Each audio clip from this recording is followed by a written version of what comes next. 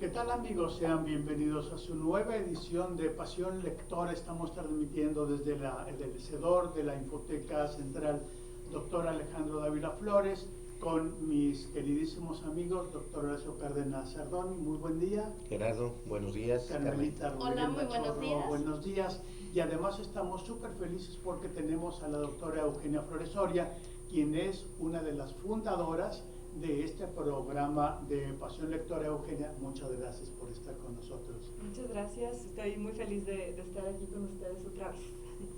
Bien, empezamos en el sentido de siempre. Mi querido doctor, ¿de qué nos vas a hablar? Bueno, gracias. Yo también le doy la bienvenida recurrente a Eugenia, que estuvimos, ¿qué? 2, 3 años, primero en radio y luego en Facebook, y pues ya se ha pasado el tiempo, y qué bueno tenerte de regreso por aquí. Gracias. Y bueno, yo quiero platicarles el día de hoy de un libro de cuya autora ya habíamos platicado en ocasiones anteriores, Sofía Segovia. Habíamos platicado de la obra El murmullo de las abejas, que fue Carmelita quien nos habló de él, y me pareció una lectura muy interesante, El murmullo de las abejas, y entonces leí ese y me encontré otro de ella que me llamó más la atención por la temática diferente. El murmullo de las abejas se desarrolla en el área rural, bueno, no, ya es urbana, pero era rural cuando se ambienta la novela, de Nuevo León. La parte citrícola, yo no sabía mil cosas que se comentan en ese libro, del surgimiento del cultivo de la naranja en Linares, no en Moroleón. Digo, no, ¿sí es Moroleón? Ya se me olvidó. Montemorelos, Montemorelos. disculpen, Montemorelos. Y bueno, es una investigación muy acuciosa de la parte histórica que da pie a la ambientación de la novela, y muy valioso el trabajo. Y Huracán no se queda atrás. Es una novela ambientada en la isla de Cozumel, en la época, bueno, contemporánea y un par de generaciones para atrás. Es la historia de una familia, como puede ser cualquier familia en cualquier parte del país y cualquier parte del mundo, llena de tragedias, básicamente. La historia es de Aniceto Mora, quien nace en una familia campesina, un poco dedicada a la pesca y un poco dedicada a la bebida, el padre, entonces no había dinero en casa. Y como las familias de hace 2 generaciones, 50, 60 o más años, sin posibilidad de control de la natalidad, pues tuvieron muchos hijos. Y la historia de Aniceto es que a él le tocó ser al hijo que regalaban. Este concepto a nosotros nos puede parecer prácticamente imposible de visualizar en nuestro momento contemporáneo. Sin embargo, en muchas culturas y en muchas sociedades y en muchas épocas se ha dado. Y a él le toca ser el regalado. Normalmente el regalado es una persona que se expulsa y no volvemos a saber de él. Cuando mucho en la cultura francesa y española le cargaban el lo de hijo natural o de hijo expósito, y bueno, no, acá un poquito más tropicalizada la cosa, los regalaban y le decían el regalado. Entonces ese sello, ese mote, además en un pueblo como lo debió ser Cozumel, si ahorita es una isla con una población relativamente pequeña, imagínense lo que era hace 60 años. Todo el mundo sabía que era el regalado y así le decían, al grado de que le quitan el apellido, o sea, era Anselmo y punto, ya no era el Mora, hasta que mucho tiempo después, bueno, es parte ya de la trama. Pero hay muchos detalles interesantes respecto a esta novela. La parte cultural, económica, de mera sobrevivencia de lo que luego se terminó convirtiendo en un emporio turístico, con todo lo que esto implica de afección a lo que era la forma de vida anterior. Los nativos de la isla terminaron trabajando para las cadenas hoteleras, perdiendo mucho de su estilo de vida anterior y ganando mucho también en la parte económica. Antes se habla de chozas de barro y de palma, de techo de palma, piso de tierra, y bueno, pues ya las casas ahora son estilo Infonavit, concreto, insoportables de estar adentro y bueno, cosas así que se consideran además ganancia. Entonces las personas como que están buscando un empleo en las cadenas hoteleras por la seguridad en el ingreso, lo cual ya es una distancia enorme respecto a la incertidumbre que se tenía hasta antes de eso. Y bueno, ¿cómo va evolucionando la familia? Lo comentábamos con Eugenia en la plática anterior. Bueno, te van marcando los hechos. Alguien a quien regalan va a tener una concepción de la vida muy, muy especial.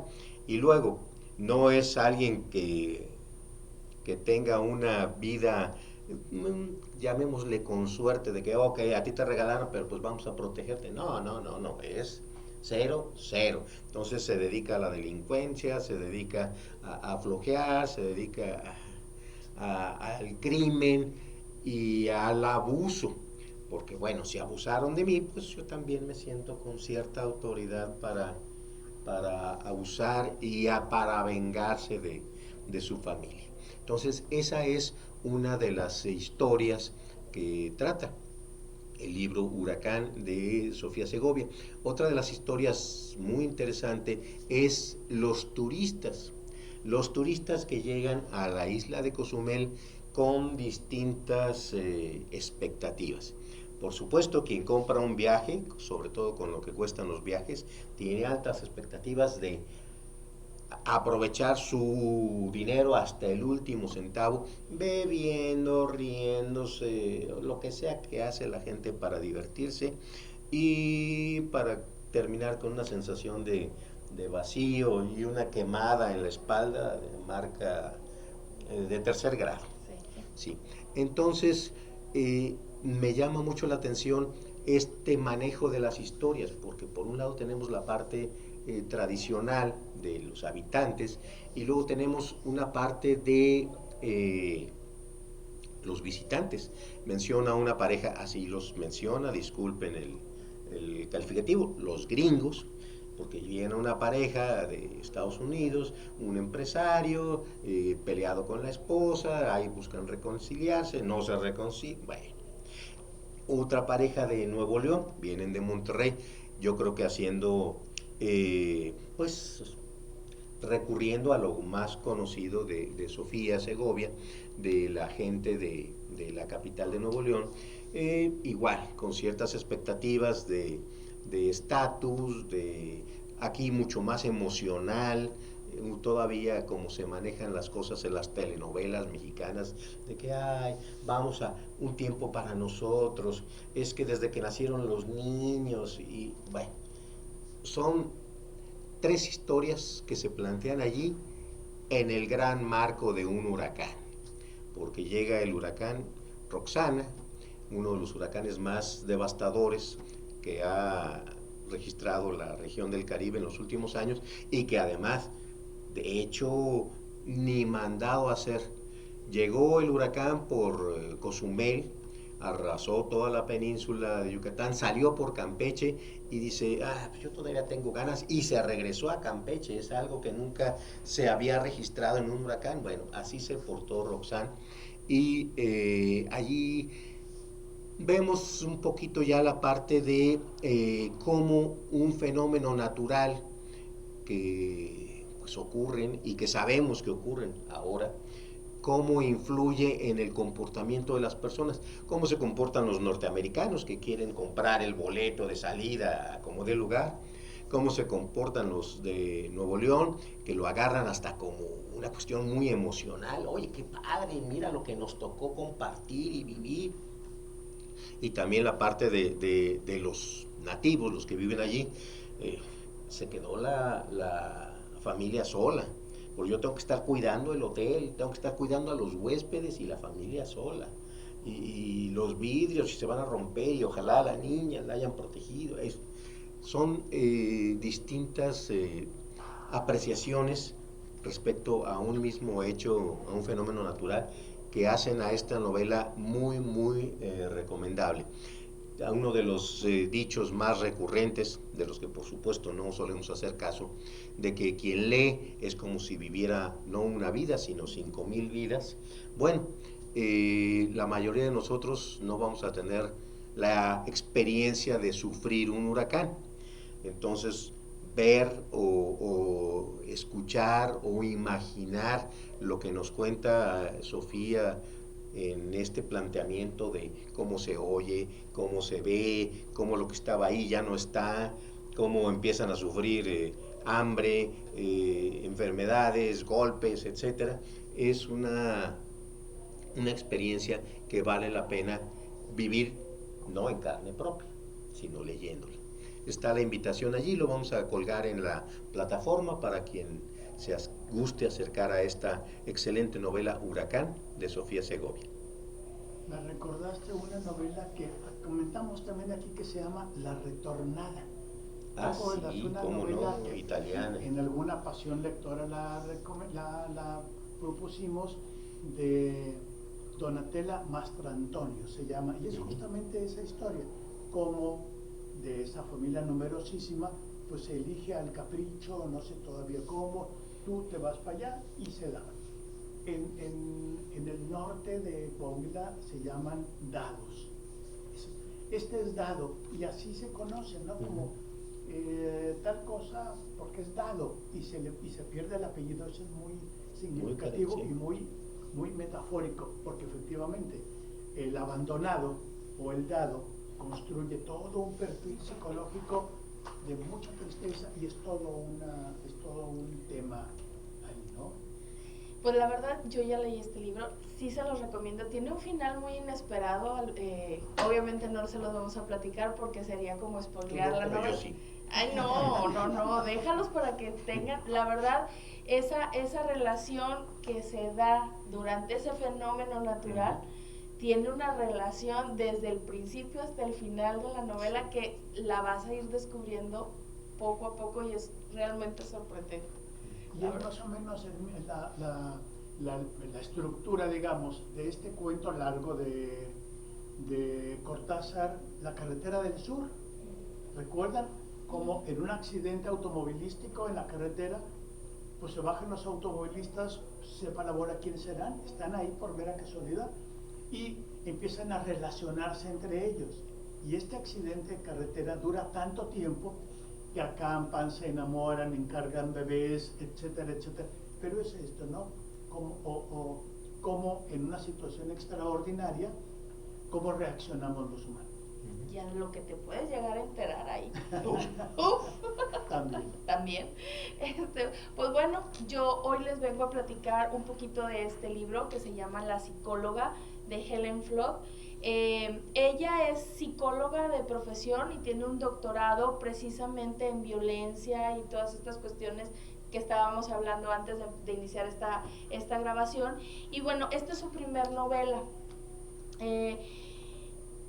Las cosas empiezan un tanto extrañas una mañana donde el matrimonio de Sara y de Sigmund se ponen de acuerdo que él se va a ir de fin de semana con sus amigos a una cabaña, y en un momento él le habla y le dice: ya llegué, ya estoy aquí. Ella, ok, ella se queda en su casa, en su consulta, porque ella, la protagonista de esta novela, obviamente pues es psicóloga y ejerce la profesión como tal.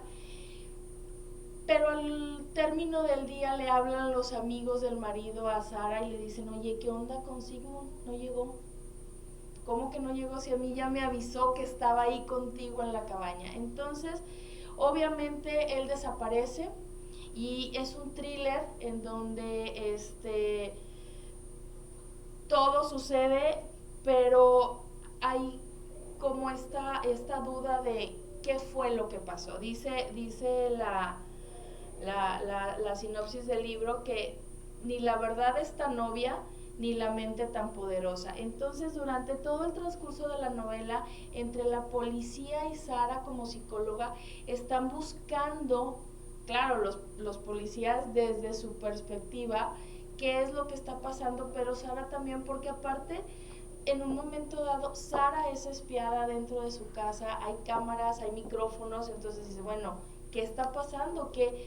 ¿En qué estaba metido mi marido, que ahora está desaparecido y a mí me están espiando literalmente? Entonces, bueno, es todo un suceso. Yo sí creo, muy personalmente, sí me gustó la novela, pero su primera parte es como un poquito pesada, es un poquito densa, porque nos va describiendo a muchos personajes que intervienen dentro de la historia, desde los pacientes de ella, y que ella, en la manera en que los está analizando, de alguna manera se está analizando, ella también está analizando al marido y está buscando respuestas para entender lo que está pasando. Entonces, ya de la mitad del libro en adelante se empieza a poner como más interesante, porque la verdad surgen muchas dudas, hay muchas hipótesis de lo que está pasando, que si había un amante, que si ella es la principal sospechosa de la muerte de su marido, o quién más puede estar involucrado. ¿De la muerte o de la desaparición? Bueno, ya lo espolié. Ya lo espolié, porque en una primera parte es un desaparecido, no se sabe. Hay un momento en el libro en que se encuentra el cadáver, pero entonces hay que ver, pues, quién, por qué, qué pasó, cómo estuvo el asunto, digámoslo así. Entonces, este es el libro de la psicóloga. La verdad, me lo recomendó una chica de la Facultad de Psicología que estuvo con nosotros en el club de lectura, y la verdad vale la pena leerlo. A quienes les gusten todas estas historias, este tipo de tramas, tipo thriller, bueno, aquí está considerado como crimen y misterio, está interesante. La verdad se los recomiendo mucho, de Helen Flock. Pensé que este Sigmund obviamente no es accidental, porque pues, el padre de la psicología, del psicoanálisis, se llama Sigmund. Ajá. O sea, no Tiene... lo hablábamos en una de las pasiones lectoras anteriores, como el autor va eligiendo los nombres, así como es. una especie de guiño. Y me recuerda aquella novela también de psicología, la de Cable Car, que se llama El alienista, thriller en el ambiente de la psicología. Si alguien quiere acercarse a la psicóloga, que lo vamos a colgar, Carmelita. También va a estar disponible en la plataforma. Entonces, y puede decir, bueno, pues le sigo con el tema. El alienista de Cable Car es un thriller con psiquiatras y toda esta cosa, ¿no? Pues muchas gracias. Pues yo quiero hablarles el día de hoy, no de este libro que se llama Florencia era un Atlas al centro, era un sueño al centro del Atlas, porque no lo he leído, pero sí quisiera hacer una presentación de la autora. Se trata de la doctora Eugenia Flores Soria, que me honra profundamente con su amistad. La admiro profundamente, es una de las escritoras coahuilenses y yo diría que mexicanas, que en este momento está rompiéndola. ¿Por qué? Porque a lo largo de años, Eugenia Flores Soria, que está aquí con nosotros y que te agradezco profundamente tu presencia, mi querida Eugenia, ha venido purificando su voz mediante un trabajo arduo y al mismo tiempo delicado. Es como un alquimista, cómo va mezclando los distintos elementos, cómo se van sintetizando, diría la química actual, cómo va quitando lo que sobra, la rebaba, hasta dejar la palabra con la que expresa su sentimiento y su pensamiento con una claridad prístina. Yo cuando leo a Eugenia, su libro anterior, que se llama Plegaria de la Aurora, es como si escuchara una campana de cristal y plata, con un sonido puro y perfecto. Me pregunto cómo se logra esta pureza, es alquímicamente puro, cómo se logra poner una palabra que no va a ser sustituida por otra. Sabemos que los sinónimos no existen, que en el habla cotidiana sí podemos poner casa en lugar de hogar, pero cuando nos metemos a ver las palabras, encontramos que cada una de ellas tiene su sentido, su historia, su resonancia, su propósito. Cuando se ha profundizado tanto en las palabras, uno sabe que esta palabra es exactamente la que va aquí, no adelante, no atrás, sino aquí, y a esta palabra le sigue esta otra. Porque unidas en el conjunto van a darnos un sentido. ¿Cómo le hace Eugenia Flores Soria para alcanzar esta pureza de la palabra? Obviamente con oficio, porque Eugenia tiene su trabajo como maestra en la Facultad de Ciencias de la Educación y Humanidades, profesora de tiempo completo, como estudiante, acaba de obtener su grado de doctor en la Universidad Autónoma de Nuevo León, como mujer de su vida cotidiana y su oficio como poeta. Subrayo, cuando digo su oficio como mujer, es que es una defensora y una luchadora del feminismo. No sale a la calle con spray. ¿Cómo sabes? Pueden hacerlo, videos. pero no se trata de la única lucha, sino se trata de profundizar también en el alma de las mujeres y mostrarle a las propias mujeres, miren lo que tenemos dentro. Sin más, y creo que es evidente mi admiración profunda por Eugenia, sin más le ruego, Eugenia, te ruego que nos hables de este libro, tu nuevo libro.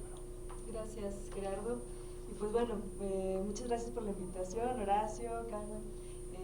Me da mucha felicidad estar aquí. Y bueno, este es un libro que tiene una historia larga, más o menos. Son poemas que empecé a escribir entre 2018 y 2020, una época parecida al libro anterior que es Ensayo, que también ya ustedes me acompañaron ahí en la presentación, Al sur de la literatura, mi breve atlas, que también trae la palabra atlas. Algo tengo con eso. Y son poemas que están o aparecen en un momento de cambio, de tránsito, luego de ciertas experiencias como fuertes que me hicieron cuestionarme muchos aspectos de mi educación, de mi postura política, y fue cuando yo entro a los feminismos, ¿verdad? Empecé a estudiarlos ya con más conciencia, luego de que el sistema te da te da golpes duros que comprometen tu vida, o sea, que ponen en peligro tu vida, y que eso no, como sistemáticamente parece que no tiene ningún valor, y te empiezas a preguntar, bueno, ¿por qué? O sea, ¿por qué sucede esto? Y empiezo a estudiar. Entonces es un libro que de alguna manera registra como ese cambio de ideas, o sea, de cómo paso de una educación o una visión del mundo convencional, donde está la idea del amor romántico, donde está el eurocentrismo, por eso tiene un nombre súper eurocéntrico, que es Florencia era un sueño al centro del Atlas, o sea, esto de que hay Europa, el amor, estas ideas convencionales que se me fueron, que se destruyeron y explotaron luego de ciertos acontecimientos. Entonces, el libro son en realidad una reunión de diversos como series poéticas. La primera se llama igual que el libro, y son poemas que tienen que ver con un viaje. Yo les comentaba en la presentación que yo desde niña, no sé por qué, siempre decía que yo me iba a ir a vivir a Florencia, que Florencia era lo máximo, que Italia era lo máximo. Mi papá me compraba en las librerías de viejo tengo la guía turística de Roma, de lo que ustedes quieran, y yo me la sabía de memoria, y en la escuela cuando había que hablar de un tema yo hablaba de eso. No sé de dónde lo saqué o por qué. Es más, hasta mis papás me regalaron un curso de italiano con cassettes así de aprender los temas, porque yo iba a ir a vivir a Florencia, obviamente, ¿verdad? O sea, nadie me explicó que pues éramos pobres y no tenía dinero de para nada y que pues eso, por mucho que estudies, si no tienes eso resuelto, pues es muy complicado. Entonces, cuando yo ya, luego de muchas situaciones, logro ir a Florencia, dije, voy a cumplir mi sueño de ir. Fue un viaje horrible, espantoso, violento, sufrí mucho, y cuando llegué a Florencia fue como lo peor de lo que vivía allá, o sea, y luego, bueno, me la pasé muy mal.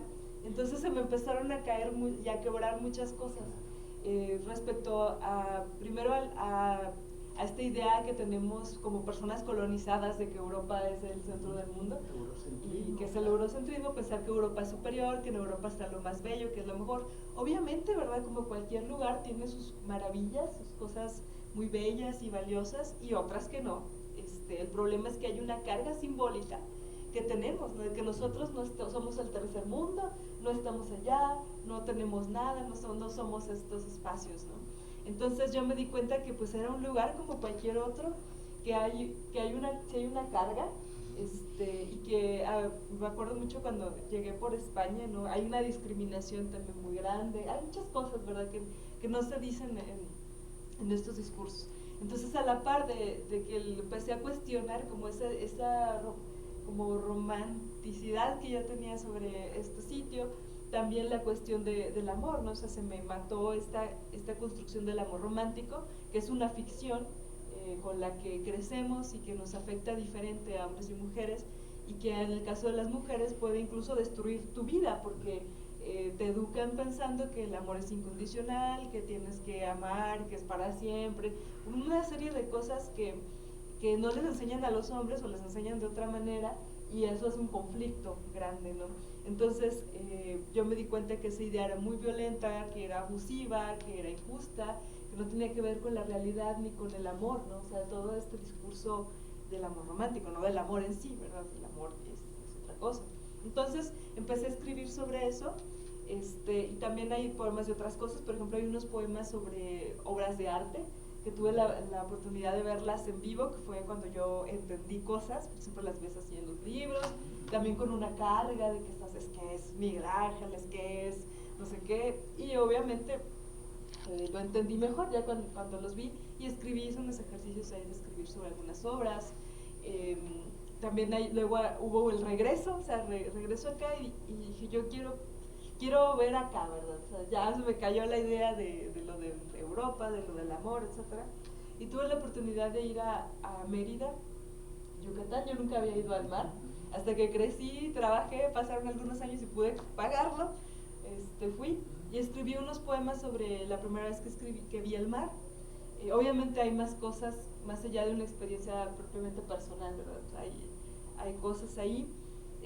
Esa vez fue un viaje que hice sola y llegué al mar sola y el lugar estaba solo, fue muy impactante. Y también hay unos poemas que tienen que ver con las mujeres, ¿no? Porque fue cuando empecé yo a buscar otros centros, ¿verdad? O sea, otros centros en el mapa, en el atlas, que no fueran los que nos han impuesto, los que nos dicen que es. Y los últimos poemas es una serie que se llama Labores de Manos, que son poemas sobre mujeres que fui descubriendo, mujeres en la literatura, ¿no? Y vienen mujeres poetas de la antigua China, mujeres que yo no conocía, haikuistas que yo no conocía, mujeres poetas feministas del siglo XIX en México que yo no conocía, y empecé a escribir sobre ellas, ¿no? Entonces no tiene como no es como el primer libro, que es un libro muy dramático, ¿no? Pues producto del momento que estabas viviendo en ese tiempo respecto a tu vida privada, etcétera. Plegaria de la Aurora, que es un libro que parte de la enfermedad, de otras cosas físicas. Acá es más como un desmoronamiento ideológico, ¿verdad?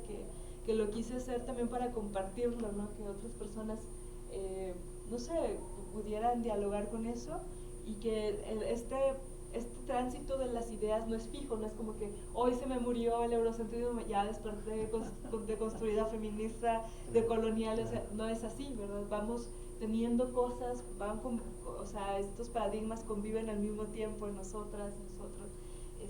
Y bueno, son cuestionamientos también desde la emoción, desde la imagen y obviamente, como comentabas, Gerardo, desde el lenguaje, ¿verdad?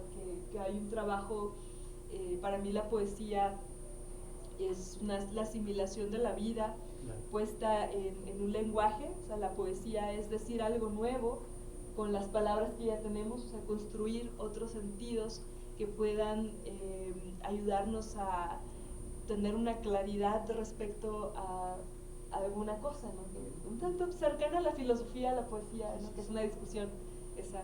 Entonces, esta es la propuesta. Es un libro que sale 10 años después del primero, de poesía. Así de lenta y neurótica soy para escribir en poesía. O sea, yo no escribo por escribir, no publico por publicar. Me gusta, no sé si lo logro, o sea, no es de que, ay, eso es las puras joyas aquí, o sea, que cada página es perfecta. No sé, es muy difícil de sostener, pero sí me gusta como tener ese oficio de relojero, así con precisión, de que se acerque lo más que yo pienso, ¿no? Hay cosas aquí que ya, a lo mejor ya no las pienso así, pero creo que tienen un valor poético en ese aspecto, que hay una ética ahí con la que otras personas podrían dialogar. Pero no sé, o sea, es como complicado. Ya me he hecho un rollo, pero es difícil hablar de esto, vamos, decírselo a la gente. Yo creo que las personas podrían acercarse y decidir si sí o si no, ¿verdad? Sí, es que curiosamente definir a la poesía con palabras es lo más difícil que hay. Sí. Para que uno defina la poesía habrá que acercarse a leerla. Y curiosamente cada quien obtendrá cada quien su propia definición de poesía.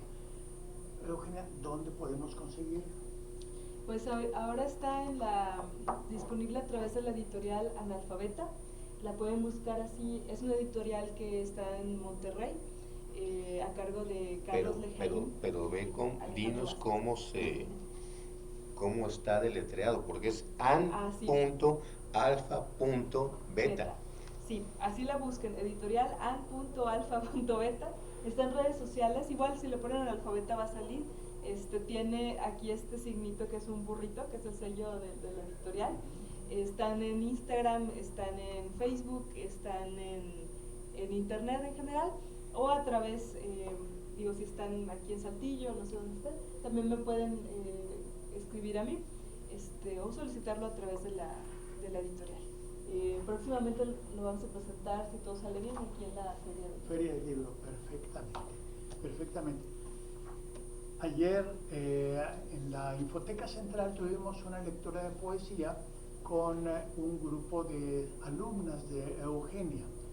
Poesía feminista que fue deslumbrante, porque además se invitó a las jóvenes estudiantes que estaban en el público si alguien quería leer algo con lo que se identificara, y fue sorprendente cómo a través de la poesía las jóvenes están encontrando una manera de expresar este mundo terrorífico. No sé si terrorífico sea la palabra adecuada, pero es un mundo de miedo lleno de muchísima información, al mismo tiempo de muchas amenazas. Eugenia, quiero subrayar tu trabajo como poeta y como feminista con esto que vimos ayer en la Infoteca Central.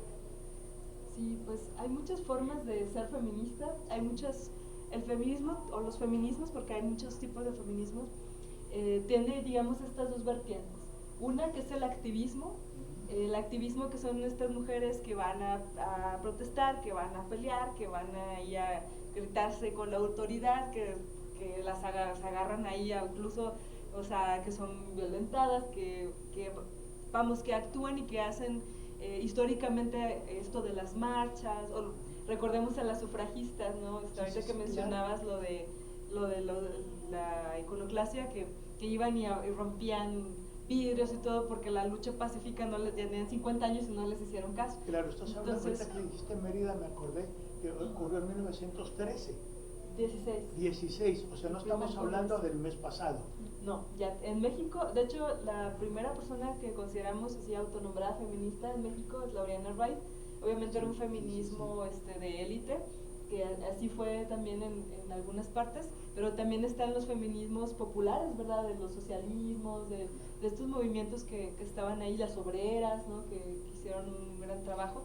Entonces, por un lado está el activismo y por otro lado está la teoría, ¿verdad? O sea, quienes también han hecho, que es otro tipo de activismo, que es, bueno, vamos a pensar las ideas, qué es lo que está sucediendo desde la filosofía, desde todo esto, y son quienes han hecho, digo, el ejemplo más famoso sería, por ejemplo, Simone de Beauvoir, ¿no? Que pensó todo esto que está sucediendo, empezó a teorizar, y muchas pensadoras de mucho tiempo han hecho ese ejercicio. Entonces, yo estoy, digo, nadie nos enseña a ser feministas, nadie nos enseña cómo empezar, cómo no, y pues una va haciendo lo que puede, lo que te vas como puedes, vas aprendiendo de las otras compañeras, porque también encontrarse es todo un tema. Entonces, bueno, yo empecé primero por lo que para mí fue más cercano, que fue el activismo académico, que es hacerme todas estas preguntas. Oye, ¿por qué en mi plan de estudios no hay mujeres, no hay teóricas? ¿Por qué no hay escritoras? Y empezar a cambiar, y luego eso empezó a moverle también a los estudiantes, me empezaban a invitar a cosas de que, oye, esto, lo otro, y luego propuse esta materia, ¿no? De estas chicas que querían hacer un círculo feminista y no las dejaron. Yo propuse una materia pues para discutir, y he ido por ahí, pero eventualmente también te implica hacer activismo de otra manera, ¿verdad? O sea, ir a confrontarte, ir a protestar, o sea, vas encontrando como, yo creo que las dos cosas terminas haciéndolas, ¿no? En mi caso, pues como estoy más en la academia, desde la educación pues hago lo que puedo, o sea, y yo creo que es un campo en el que todas las personas podemos colaborar desde donde estamos, y para mí ha sido muy importante compartirlo. De ahí salió el seminario de poesía feminista, y de ahí la idea de hacer ahora en lo del 8M las estudiantes hicieron unas lecturas, yo les ayudé a coordinarlas, pero ellas eligieron los poemas, y hemos estado presentándonos en distintos espacios, y aquí me sorprendió muchísimo el evento. Fue increíble, la verdad, ver a las chicas de prepa leer sus poemas, y todas participando, algunos muchachos también, o sea, todos leyendo poesía. Y yo creo que me gusta porque tenemos esta idea de que la poesía o solo es para el amor, o solo es como algo cursi, pero la poesía es de lo que sea, puede ser humorística, puede ser política, o sea, habla de cualquier cosa, puede ser espiritual, puede ser, digo, hay para todos los gustos. Y yo creo que es una demostración de que la poesía está viva, y que las personas jóvenes tienen esa conexión, que no hay que perderla, ¿verdad? Hay que claro, trabajo. Y no hay que hacer ese prejuicio de que los jóvenes no leen lo que los profesores quisieran que leyeran. Ajá. No significa que no lean, y la demostración es espontánea, lo vimos ayer, ¿no? Así es. Muy bien. Eugenia, muchas gracias. Muchas gracias. Muchas gracias por estar con nosotros. Y muchas gracias a Maribel Garza, que está atrás de cámaras, a Alberto Valdés, que es nuestro gambusino digital. Pues los esperamos en la siguiente emisión de Pasión Lector. Gracias. Gracias por acompañarnos.